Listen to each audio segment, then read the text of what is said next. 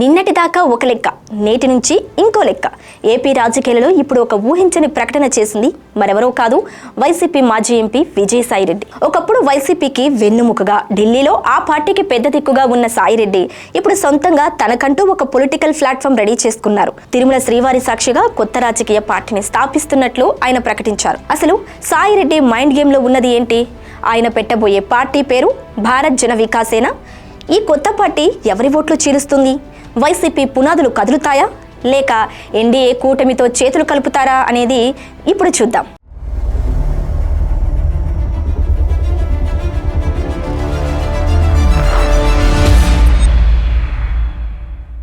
Hi hello, welcome to Khyati connects. నేను సిరి. తిరుమల శ్రీవారిని దర్శించుకున్న ఆయన బయటకు రాగానే మీడియాతో మాట్లాడుతూ అసలు సిసలైన రాజకీయ శంఖారావం పూరించారు. తాను కొత్త రాజకీయ పార్టీని స్థాపిస్తున్నానని ప్రకటించారు. ప్రజల పక్షంగా, ప్రజల గొంతుకును వినిపించేందుకే నా ఈ కొత్త అడుగు.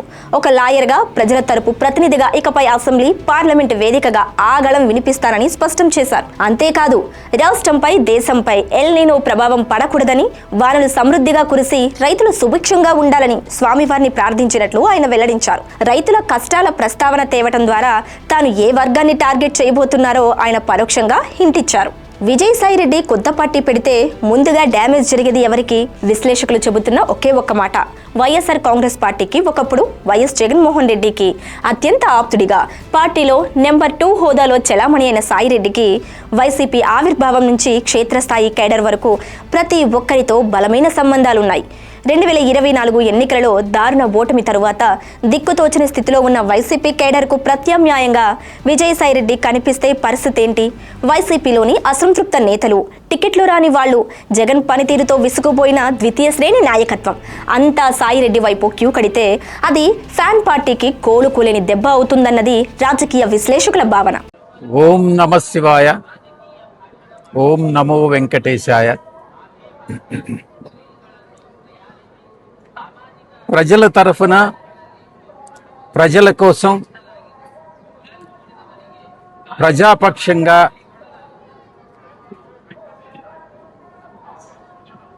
ప్రజల గొంతుకు వినిపించేందుకు,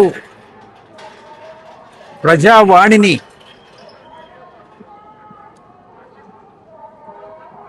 అటు పార్లమెంటుకు కానీ, అసెంబ్లీలకు కానీ తీసుకెళ్లేటటువంటి ఒక మంచి సదుద్దేశంతో ప్రజల తరఫున అటు లాయర్గా కానీ, ప్రతినిధిగా కానీ, ఒక రాజకీయ పార్టీని స్థాపించి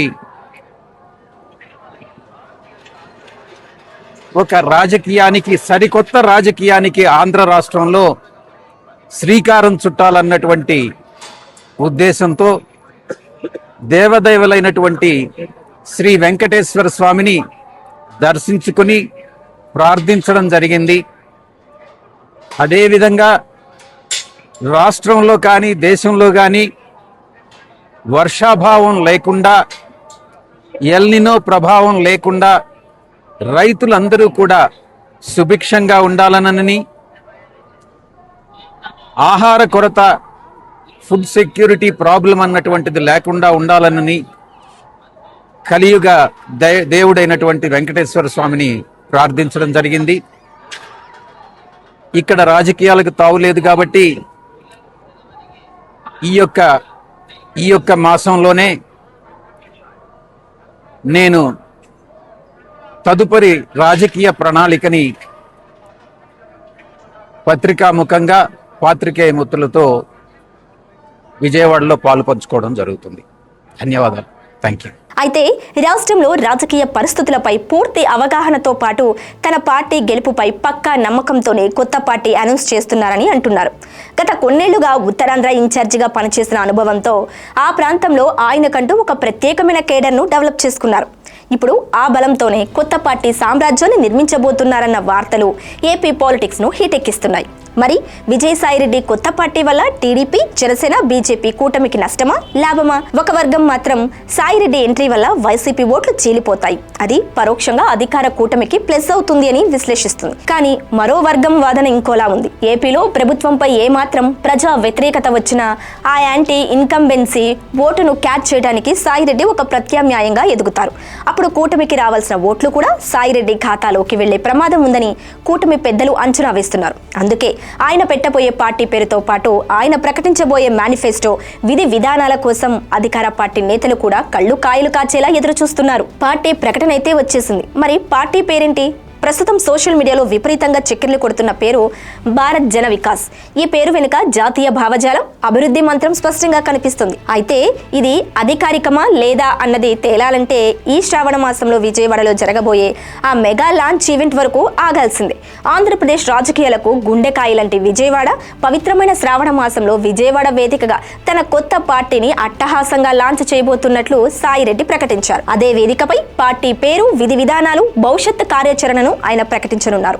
అన్నింటికీ మించి ఇతర పార్టీలతో పొత్తులు పెట్టుకుంటారా లేదా ఒంటరిగా బరిలోకి దిగుతారా అన్న సస్పెన్స్ కు కూడా ఆయన ఆ సభలోనే తెరదించనున్నారు. రాజకీయాలలో టైమింగ్ చాలా ముఖ్యం.